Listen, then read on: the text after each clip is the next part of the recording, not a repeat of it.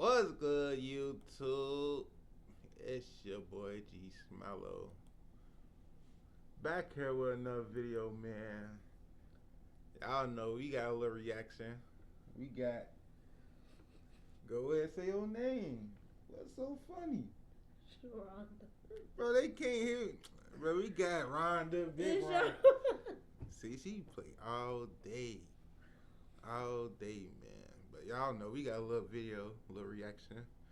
This popped up on my little recommended. Look interesting. So we finna see what this be about, you know? You know? Is she okay? Full screen. No, it's on the side of her head. They're saying she's pregnant too.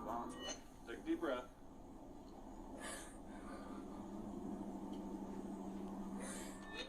This woman was just informed that her daughter, Tiara Harris, was shot in a gang-related incident and is in critical condition.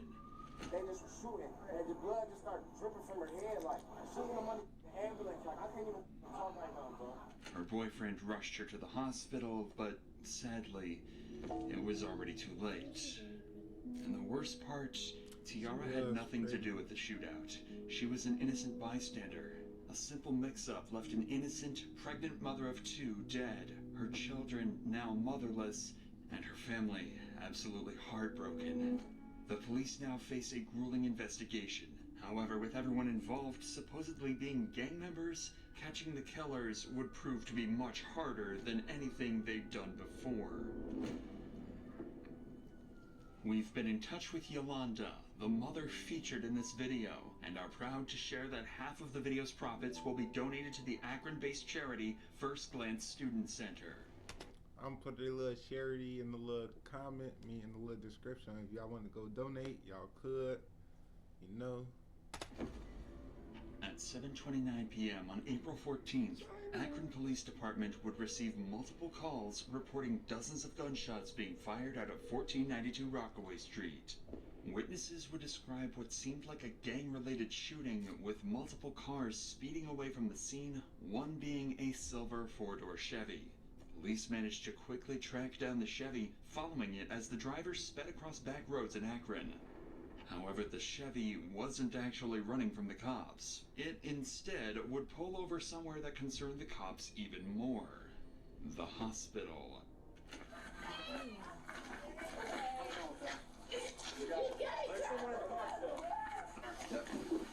hold up. 5807. 5807. Go ahead and shut the car off. Shut the car off. Shut the car off here. Go ahead and put your hands on top of your head, alright? Hands, nope. Hands on top of your head. Step out. Step out.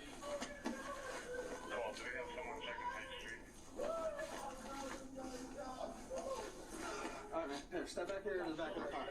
Go ahead and put your hands behind your back. With the incident being reported as a gang-related shootout, police would assume the man driving the Chevy to be a gang member, meaning he would be very unlikely to talk to them. So instead... You look like a gang member? Mm-hmm. What the... Shiesty on? Oh, wow. You is... That's crazy. They decide to stop him in the back of a patrol car for He later got interrogation.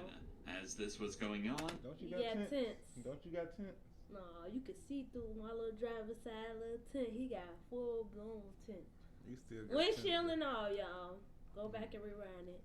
Dozens of additional 911 calls would ring in, witnesses would arrive at the Akron Police Department to give their testimonies, and more cars would arrive at the hospital. Most importantly, though, 4 miles away, a young woman would be placed in an ambulance under critical condition with a bullet wound to her head. Turns out all of this would be connected to a large group of reckless shooters. It's at this point that we need to step in. This is one of the most complex and mysterious cases we've ever covered, so we need to break down some details first in order for you to fully understand the case itself, and how well the police handled every single step of solving it. At 7:22 p.m., a car arrived at 1492 Rockaway Street, carrying a number of people who started hanging out with some friends on the side of the road. This group included Javier Small, Lanier Worthy, and Jonte Smith. Everything seemed fine until 7:29 p.m., a black vehicle reversed into the street carrying Tiara Harris and her boyfriend George. Her boyfriend recognized some of the people on the sidewalk and wanted to back up and say hi to them. At that very moment, on the other end of the street, 3 men emerged from an unrelated vehicle and started firing bullets. Dang. Oh my These men goodness. were Zaire Saunders, 17-year-old Anthony Whitaker, and Darion Rackley, all affiliated with the gang. Wow. That was some young bucks. Dang, they young still, 17? That's Gang crazy. BBM, a notoriously violent gang active in Akron at the time. There was also the driver of the car, Jeremiah Williams. Their shots scattered the group on the sidewalk, with everyone running for cover. In the panic, Jonte and Javier drew their guns and began to shoot back. Bullets went back and forth, and everyone went into a panic as they realized their lives were at risk and a bullet could strike them Who at they any shooting moment. at? Why they shooting at Seconds people down later, there down the there? dust settled, and the BBM members Zaire, Antonil, and Darion fled the scene. However, a grueling silence would ring throughout the street as Tiara's boyfriend, George, realized Tiara was the sole victim of the shooting. With BBM splitting up and running in different directions, George flooring into the hospital, and everyone on the sidewalk either heading inside or preparing to head to the hospital too, cops would begin the grueling task of figuring out what just happened, and who, ultimately, was the one that fired the killing shot.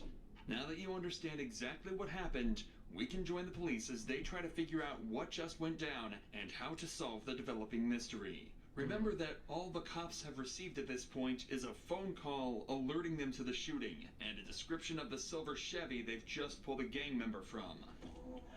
There's another victim that's at we don't know where that victim's going to go. There's a possibility that victim may be deceased. Yeah, they got shot. Okay. They got Someone's got to go check. Two of the officers ran over to the front of the hospital and discovered Javier Small and his girlfriend in complete distress. That's the girlfriend that got shot? No, it was two girls got shot. Her and a light-skinned girl.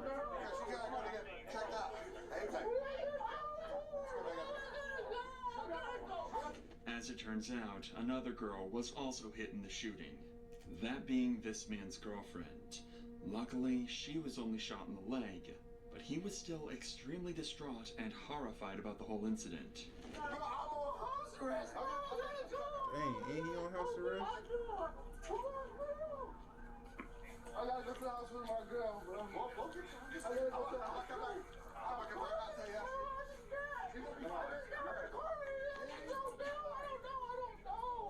I don't know, bro. I just need your girl just got shot, bro. No. Despite how distraught this guy is, he was a passenger in the Chevy, which they just found multiple firearms inside of, so police promptly arrested him. Hey, Poppy, we'll take him over here. Across town, however, there's someone in a much worse position. Tiara Harris, the passenger in the black car. Sorry for training you guys. Alright, this saying she's pregnant too. How pregnant is she? How far along? 2 weeks. 2 weeks pregnant. 2 weeks. 2? Yeah. Oh, okay. Yeah. Thank you. Yeah. 44. Is there anything firearm? Am I allowed to ride in the car with her though to the hospital? Not right now. Sorry, man. Bro, Yanni just got shot. I mean, she just got shot. Bro, just in the car, just driving down the street. In Kenmore, driving from over there, and they just was shooting. None of the glass broke, but she wasn't like moving or talking. So I just brought her, and the blood just started dripping from her head. Like, bro, we see in the hospital, she seen it, the ambulance. Like, I can't All even in the talk queue. right now, bro. Tiara was immediately rushed to the local hospital, and her boyfriend George was brought in for questioning. He wasn't a lead suspect, but police did find it odd that he just happened to arrive at the site that of a was violent weird how he shooting just right as it pulled all up. went down. He would claim He pulled up. Yeah, something with that. He pulled up. And they just get the. Just happened to arrive Get at the the site shooting. of a As soon as he violent pull up, shooting right as it all went yeah. down. He would claim to be innocent and actually provide a detailed description of everything that went down that night. You turn off here, so No, I didn't. I came this way. And I said, what y'all got? Like, what y'all got going on over here? Like, I'm like basically saying y'all good. Right. As soon as I said that, somebody from down here got to just shooting a gun that just kept shooting. So he knew the people that was on the sidewalk. so you're right there, and then you heard that. How many shots did you hear? Man, I can't even recall. It was a lot. And then as soon as I So said you were that- facing this way? No. Literally back all the way on Say I'm coming down here. In this Rockaway. This would be Rockaway. Okay. No, I backed up. Oh, so you back? So the back of your car was facing that way? No, yeah, and I'm like, is y'all? I'm like, what y'all got going on? Like, I look out just like that. Like out the window? Like, as soon as I even like, it should have been me. Like, you feel me? Cause I'm the one that looked straight out the window. Like, y'all I ain't gonna lie, alright? he is lucky. The cops asked him why he was even there in the first place, to which he just said he knew a couple of people on the street and that he had absolutely no involvement in the shooting. He's claiming that when he peeked out the window, his friends mistook him for the shooter and began to fire Sounds so bullet like, why after he bullet shoot at directly at him? his vehicle. According to him, They shot it wasn't an them. accident, They probably but shot the a girl in the head. misunderstanding, making the whole situation Well, they was even letting more off big tragic. ass With George's AI. statement, they were a little clearer on the whole situation, And they thought they but were they shooting made at- he no thought progress into they actually were solving shooting the at the case person. or tracking down the real perpetrators. That was until they returned to the scene and spoke to a number of witnesses who had watched the entire event take place. It was two African Americans. Where they run young kids. They come from back there across his backyard next door and out the driveway. All black. He had a face mask on and had 9mm. And then the other one had He said some 9mm. automatic rifle. But you know what them guns is. Almost to the corner of the house, running this way, and they both jumped the fence. Like when Kid he jumped the Marine Hood, he jumped the fence. He dropped the semi-automatic rifle. He dropped the gun. I was just out back cutting some stuff, and all I heard was just a barrage of bullets, fully auto. It wasn't 3-round burst, 4-round. It was fully auto. Coming off fast. Oh yeah, hot And and no loud switch, and fast. And then I saw two guys. When I was out back, I could see through the backyard, through the fence. I saw a silhouette of two guys running up towards that street, returning single shots as they were running away. There's casings up here. Yeah. Okay. How many did you hear? You think it was like 30. Where all these cones are at? Probably that amount. 30 or 40. But this happened over there all the time. Where's over there? Right there, the house right He there. does. I heard a lot You of trying- gunfire, but when I You went out, when I snitching. first heard it, I thought it was a backfire because I saw this car sitting over here where all the cones are. He had his lights on. So I thought he was working on a car and it backfired real bad. Then I saw them loading people into cars to take them to the hospital, and I knew it wasn't, because this has happened so many times before. I don't know what we're supposed to do. Right. We can't go outside, nothing. Even with all this new information, though, the cops are Well, they only just selling slightly outside on the closer to block. figuring out what happened. China They were boom. now at least able to confirm that one group of shooters rolled up and started the exchange before another responded, causing They a was huge sitting right exchange there of waiting to bullets see throughout what the was neighborhood. But They they was still waiting. had two major questions. Who were the shooters, and how was Tiara involved? Well, the cops had just spotted another witness that might be able to answer their questions. A woman who was actually on the street That was the the girl moment that was the running. bullets started flying. You don't live here? So who owns the house? Anitra got. She is okay. She was out to eat when I called her. Okay. Everyone's okay though, right? The kids? The kids, yes. Yeah, The kids okay. are okay. I got to have watched the TV. Okay. There was another girl outside. I mean, she got shot in the thigh or the leg. I know they took her right to the hospital. Okay. She definitely got hit. Okay. So what did you see? I'm sitting outside. To be honest, we are family. So we're all kind of pray rapping, like act like we hit each other and stuff. Next thing I know, I just heard these gunshots. I'm like, all right, we got a BB gun. Yeah, he said he was shooting at him. And it was like, pow, pow, pow, and came through again. So I'm running up, I didn't even know where the gunshots came from. I'm running up, trying to grab the kids. They came through twice. Okay. Did the house get hit at all? I mean, I don't think so. Is that a tomahawk right here? I don't know. I don't know. I was really just trying to grab the kids. You said so. What? They got out. They got out of the car. They didn't even get out of the car. Or they just started. They were hanging out. They was shooting. hanging out shooting. Did you see how many by chance? Three of them. Now It it's was starting to hanging out sound shooting. a lot more like a drive-by Oh, shooting. no, it did look like Notoriously they one was of the hanging out. hardest types of They crimes to hostile. solve, especially if the vehicle was stolen. The cops are starting to lose confidence that they'll ever find Tiara's killer, but then they decide to ask one simple question. Ma'am, do those cameras work? I believe so. Okay. She on her way home. Oh, she is? Okay, perfect. There were CCTV cameras on the property, and as soon as the homeowner got back, they'd have access to the footage. So in just a few hours, the cops were able to put together just enough footage to understand exactly what happened. Remember, we already know all of this, but for the police, this was huge. Now they had a detailed timeline of the entire incident, including at what time it went down, how many people were involved, and which vehicles the suspects used. This would be very useful in the coming interrogations in terms of verifying their suspects' claims and pressuring them to confess. Police finally had a solid piece of evidence, and right as their case had started to build some substance, their biggest lead yet would step out right in front of them. I have video of them carrying the girl that got shot. I can put it on the SD card. And that's not the same one that was She'll send her a link and she just upload it from there. They took off. Not only had they seen the entire thing go down, but as soon as they heard gunshots, They got a they video of started them getting back recording. into They the managed car. to get this clear footage of a man getting into the same vehicle spotted at the shooting just minutes earlier.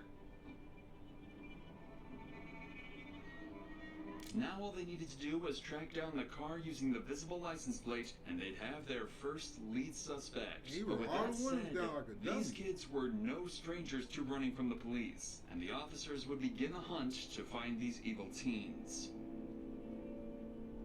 While all of this was going on, police had another, perhaps more nerve-wracking situation to handle. Tiara had passed away, and her family had no idea. I'm currently not letting too many people in the hospital. Let's step over here and see where all these cruisers are. My car, okay? Where's your car at? I'm right here because I This didn't one know. or this one? Right here. Okay. What's your daughter's name? Your daughter? Tiara Harris. Tiara Harris. Say, have me stand right here next to the sign. We'll have someone go over and talk to you, okay? Take a deep breath. Is she okay? I don't know the names of I who hate they are. when they be doing that stuff, right? Like, I Just don't know listen why to they the do cop's that. tone Like, here. He stop knows you from knowing, just how 'cause bad things are looking for Tiara. I don't like and that. He I don't like absolutely that. doesn't want to I break don't. that news to her mother yet. I don't think they should be Especially doing when he that. sees The He just knows how it's hard for emotional them. she's starting to get. Tell him, like, Tiara's autopsy showed a single gone. bullet struck her in the head and right remains there. there. While tragic, And it went through this probably her information brain. would allow police to identify the exact bullet type and then gun used to shoot Tiara. If they could find the owner of this gun, they would be able to match it to the bullet, and justice could be served for Tiara and her family. Hey, come here. They got a bunch of people showing That's up. my son and my nephew. Okay, well, listen, they can't go in. It's going to be you. Y'all go in the car. Go in the car. They're telling us to wait outside. I know. I'm going in. Go in my car.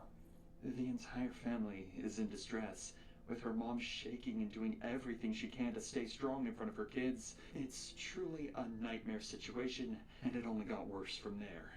At around 8:30 p.m., they were informed that Tiara didn't make it. A bullet to the back of the head had ended her life, sending her family into complete grief and agony.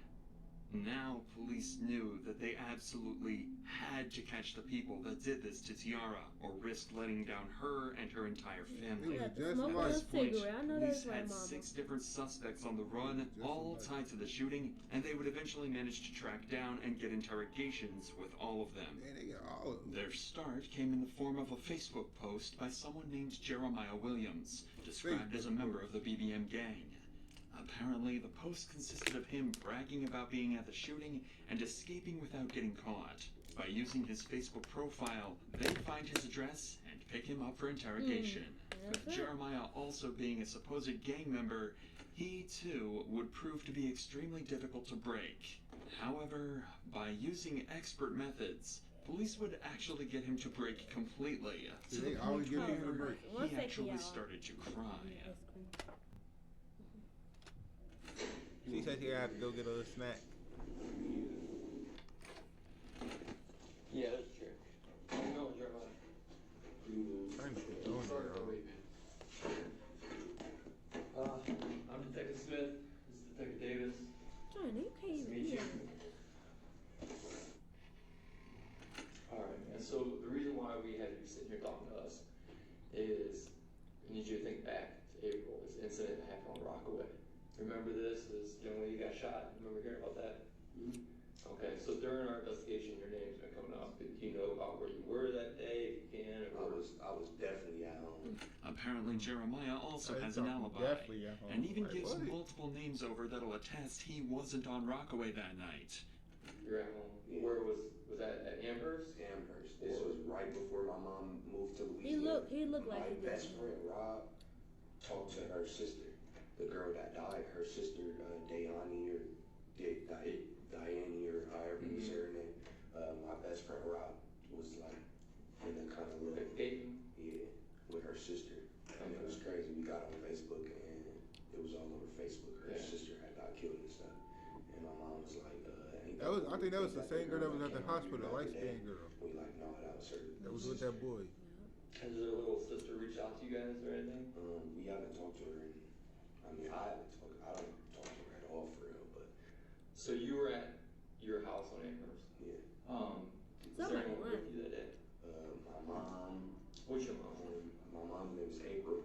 However, the detectives know this to be untrue. They know he was at the scene from the Facebook post he made. They know he did it, so they want to get a confession, or even better, some information that might help put more people in handcuffs. The thing is, they're initially going to find that a lot harder than they'd hope.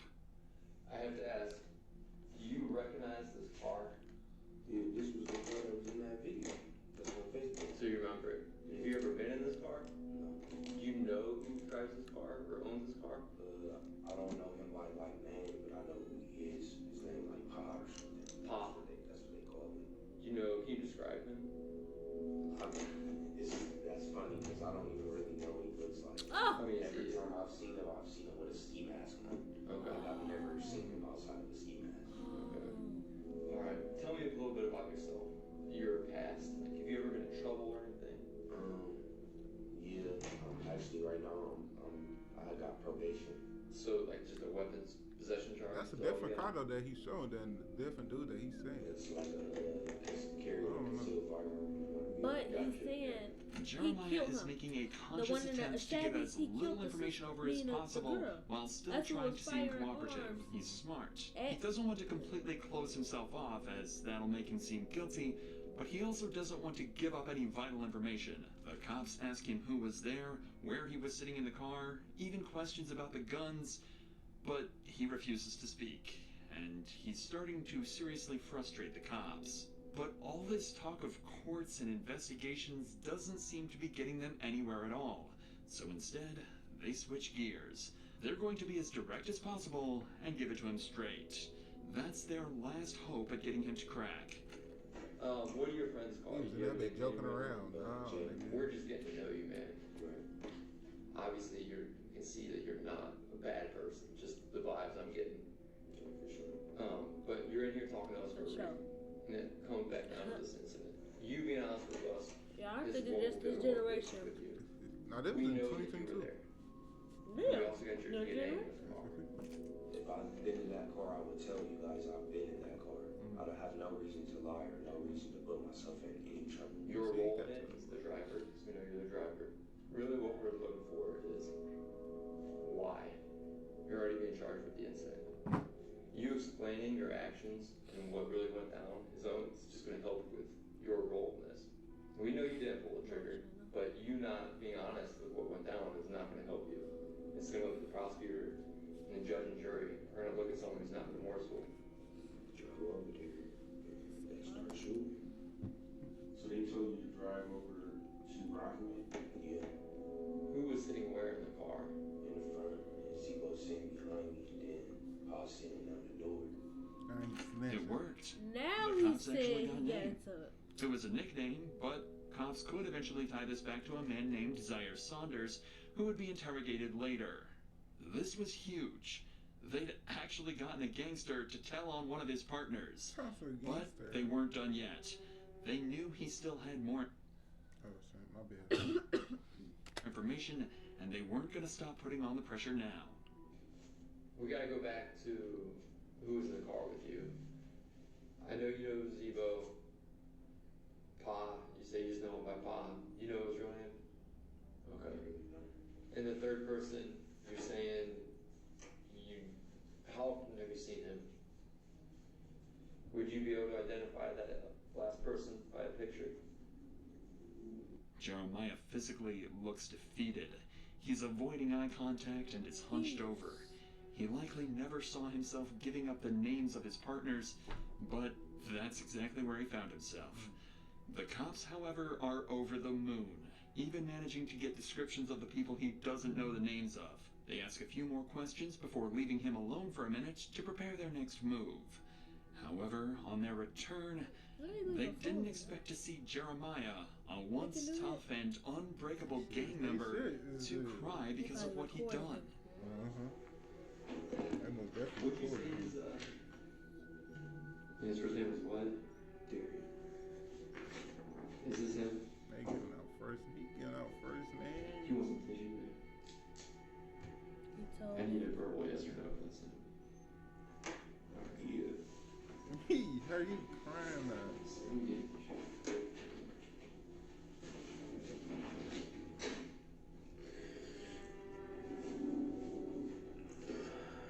If this is the first time you've seen a gang member cry, you're certainly not alone. But it actually happened again in the detective's very next interrogation.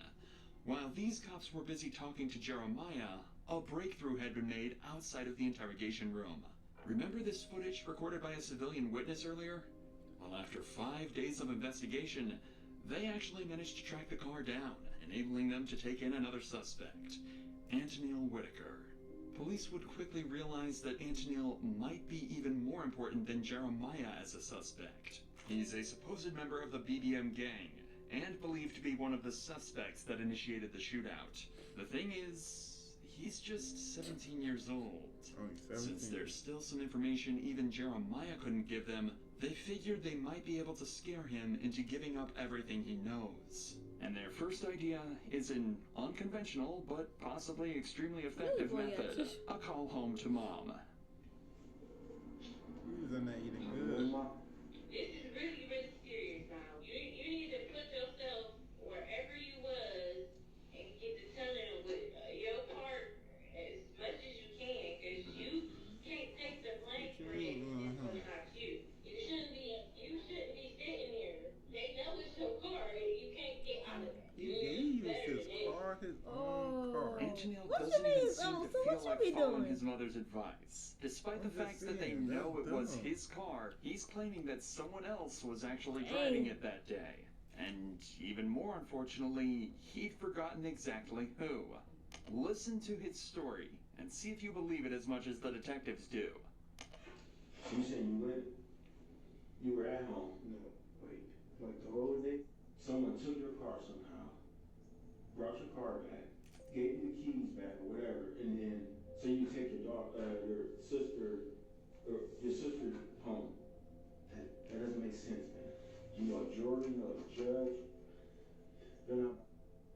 I'll be honest with you. I mean, what you're getting is not even a good state. It's not even a good law. That's why it'd probably be easier for you to tell the truth.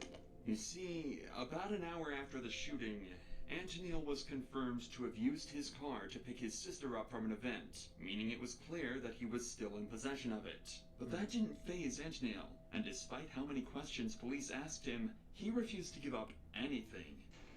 How this works, you might already know this from TV, but I mean it's kind of accurate. We're going to compare your DNA to the DNA on the shell casings that we collected on scene. Is there any reason your DNA is going to be on there? Because if there is, you've got to explain that.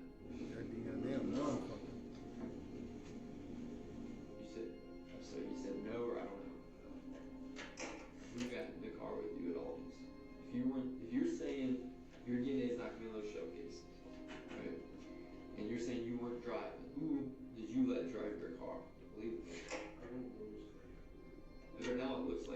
know who was driving your car. They're trying to force a confession out of him by telling him that if he'd been in physical contact with any of the evidence tied to the murder, they would find out and he would get sentenced. And they're not lying either. When you touch anything at all, you leave behind skin cells, sweat, small hairs, or even oils that can quickly be traced back to you. Meaning, if Antonil had touched the car, the bullets when loading his gun, or anything else related to the murder, police would find out. However, as of now... Y'all, that's why y'all don't touch bullets. Y'all don't know where the bullet's gonna be at. Cause your DNA can just leave. And like this, he probably touched the bullet, trying to reload the gun. Now his DNA on the cell case at the scene. So, what if, like, his sister did, they don't know? Like, was loading a gun, how they gonna tell her DNA? They gonna find out. Somebody somehow, and they gonna have to bring her in.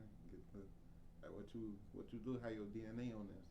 They might go like they doing now. Link her to the murder. Ask her a whole bunch of questions. Check out who had the gun, what happened. So that's why you don't touch bullets.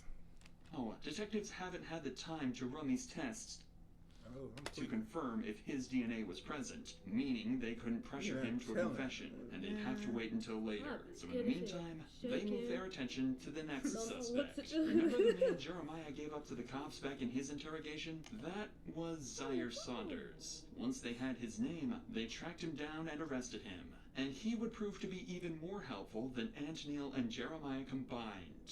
He the one who stand out in the video. Hear about that? Biggest one was the biggest one. Did you know? No, we don't think that she was meant to be heard, and based on what we're seeing. But unfortunately, she did get obviously heard. Her feelings hurt. So when we did that search warrant, we got your phone. Yes. Okay. And we downloaded your phone. And there was the locations putting you on Rockaway that day. Nope. They is definitely tapped. What happened that day? I shot a pistol. You shot a pistol? Yes. This seems like a breakthrough. He's just admitted to being a part of the shooting, and it seems that all the detectives' work has just paid off. But they're not quite there yet. Of the 3 shooters, 2 did indeed use pistols, but one of them was actually yielding the extremely dangerous automatic rifle that can be seen clear as day in this footage here. Instead of jumping this fence after the shooting, the man with the rifle fled directly down Rockaway Street, and that's the direction Zaire's phone shows him. You can see him. The good news is that clears Zaire of being the man that killed Tiara. After all, she was killed with a very specific pistol round. But that does put him directly in the spotlight of being the man with the most dangerous weapon, and one that is directly lying to the cops right now. And they're not about to let him get away with that. Yeah, video there. You're on camera shooting a rifle. Is it a old that holds 2 rifle rounds? That's what people don't be understanding. Like, you be on these people ring cameras, traffic cameras, all types of stuff. And they just and then people don't do it without masks, no gloves, no nothing. They just be out here freely. No, that's what he messed up at. Don't bring your phone. He brought his phone. They can track that. They tracked his phone. They had masks. They had gloves. Well, I don't know what other dude, 17-year-old, but he had mask, gloves. I still ain't see the other dude that was in the car too that was shooting. I don't know how he got away. Well, they ain't say his name yet either. So. Why did they? So describe it. I'm getting all of this. That single piece of information resulted in Zaire actually getting the highest sentence out of anybody involved in the case. Just the use of such a dangerous firearm actually increased his prison time by somewhere between 10 and 15 years. But he still doesn't know that yet. He's still under the guise that if he helps the detectives out, he might get a better deal. So not only did he tell them where to find the rifle he used, he also gave up one of the most vital pieces of information the cops had received in the entire case. Group BBM. Just what I call BBM. For BBM. Zaire just told the cops the name of the gang that was involved. A huge piece of information that will help them track down every last individual that was part of this attack. Now the detectives have just one more final question. that'll hopefully put together the final pieces of the puzzle they're looking for. You've been extremely helpful throughout this whole interview. You're helping yourself out too. You gotta ask. Goof. Whose idea was it? I know for sure it wasn't mine. They just around, so we'll just say yours, my dudes. But you got different dudes, and you got different, like that's how they is. Well, like, they ain't say it right then and there. They said it on Facebook, like, but they was like, I knew this. So He just gave up the group chat where all of these shootings supposedly were planned.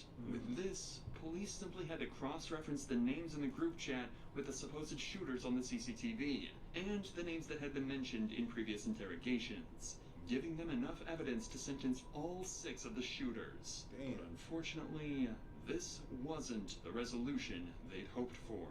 After examining all the weapons confiscated, it would turn out that none of them were a match to the bullet found in Tiara's head, meaning they still couldn't tie any specific person to the actual murder. However, there is one puzzle piece we haven't told you about yet. The one that would solve this entire case. Watching the CCTV footage, it's clear that there is one man that directly shot at Tiara's vehicle. If you follow this man, dressed in all black, back through the CCTV, you can trace him all the way back to the driver's seat of this black truck. A black truck that, until now, the cops were completely unable to identify. But then, they received one final piece of footage from a witness, allowing them to track it back to the owner, 44-year-old mother, Kia Brown. Police realized they had to interview her, knowing that whoever was driving Kia's black truck that day killed Tiara Harris. Hey, how you doing, ma'am? Good. I'm Detective Smith. This is Detective Davis, Packard Police. Hi. Hey, we wanted to talk to you or whoever drives this truck, reference that incident that happened up the street. They were being shot at, and we're finally trying to catch up with them. Looked like a couple males. And have you heard about this? I heard about what happened on the corner. This is my truck, but my son was driving. It wasn't Kia, but her son driving the car that night. And after running his name, they'd find out he had ties to a rival gang of BBM. So the detectives had Kia call her son and hand over the phone to the officers. I have some detectives here right now. The day that we were moving in, the incident that happened around the corner, they would like to speak with you. Do you have a moment? Can you go on break? How you doing, man? How you doing? Good. I'm Detective Smith. I'm with Detective Davis with me. Hey, what's your name before we get started, bud? Lanier Worthy. Lanier. All right, Lanier. How you doing, man? So listen, man, I won't keep too much of your time. We were wondering if we could talk with you and your mom maybe in person at some point, and we wanted to talk to you about that incident that happened up the street. We know you're over there, so we were hoping you could help us, actually. You're not in any trouble. We're actually hoping you could help us. Would there be a good day for you to... This weekend, come on. Yeah, Sunday the 8th. Can we do it anytime after 2:30? Okay. Anytime after 2:30. All right, man. We appreciate it. We'll see you at 3:30. That's how they get you. You're not in trouble, bud. All right, buddy. Bye. And just like that, they had an interview scheduled. And this was the final suspect at the scene that they hadn't yet spoken to. The man suspected to be the driver of the black truck and the man they think shot Tiara. Dad, I know. What's up? Appreciate you talking with us. So, I mean, obviously, you know why we're here at that incident that happened on the street. So, we just wanted to know your perspective that happened that day. What did you see? That type of stuff.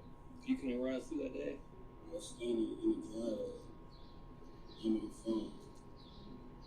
Then I heard shots. I got down, ducked. Then when the shots stopped, I heard I ran to the car. When the shots started happening, you ran and got in the driver's seat. And then team got in your passenger seat. Right? Okay. That was it. Lanier had just told them he was driving the black truck that day, confirming he was the man in all black that drove the truck and hopped in the Chevy. He was the man that fired the bullets. So they decided to ask him up front. I'm about to ask you something, man. I'm about to ask you from your parents. I'm sorry, but I gotta ask. Did you shoot that day? Yes, sir. Okay. Even though he said no, police already had all the evidence they needed.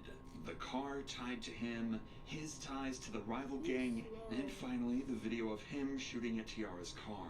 So they arrested him on the spot and brought him in for interrogation. You say you're not in trouble, bud. Am I able to have a lawyer with me right now? What's that? Can I have a lawyer with me? You can do whatever you want, man. I'm not here to. Okay. Are you saying you want your lawyer? You don't want to talk? Yeah. Okay. He just don't But in know. the end, this wouldn't matter. As when they arrested and processed him, they managed to confiscate his gun. And after analyzing the forensics of the bullet inside of Tiara and Lenier's gun, it was a match. Yep, he did. I Lenier know had it. fired the killing shot. And he shot at the wrong person. After 5 months of investigation, all the puzzle pieces were finally in place. In total, 7 people were charged in this incident. Zaire Saunders was charged with involuntary manslaughter and 4 counts of felonious assault and was sentenced to 35 to 40 years. Antonio Whitaker and Jeremiah Williams got 20 to 24 years on similar charges, while the 4th assailant in this They in group, jail for the Jerion same way. Rackley, got 34 to 40 years. It was confirmed Antonil's DNA was in fact found on various bullet casings on Rockaway Street, despite his claims in the interrogation room. The next 2 to be sentenced were the ones who shot back at Zaire's group after being rolled up on. They were Javier Small and Jonte Smith, who were sentenced to 4 years and 2.5 years respectively. Lastly was Lenier Worthy, Tiara's actual killer. However, as of this video's upload, he's still awaiting sentencing. Tiara and George were not involved in any of the gangs in the shootout and were found completely innocent. At long last, Tiara and her family could finally be at peace. Oh, wow. Half of our profits in this video. Hey, y'all. That's sad. That's a crazy video. I'm not gonna lie to y'all.